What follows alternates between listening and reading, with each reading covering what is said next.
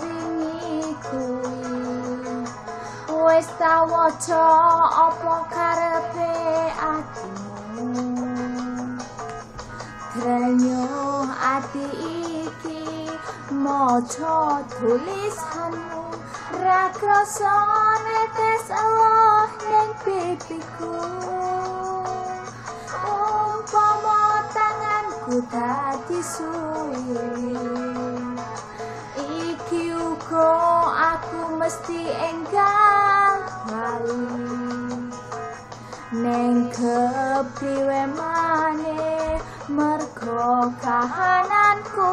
wong bagus antena tekaku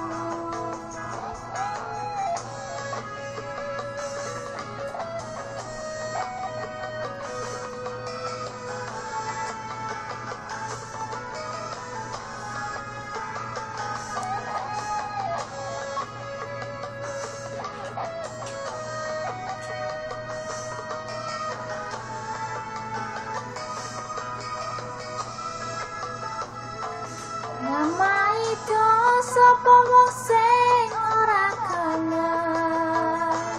ado bojo pengen turu angel merem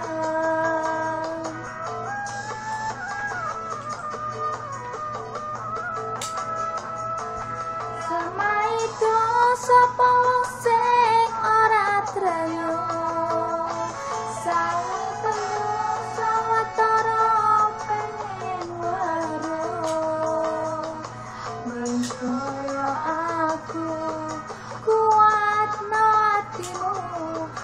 bagus antena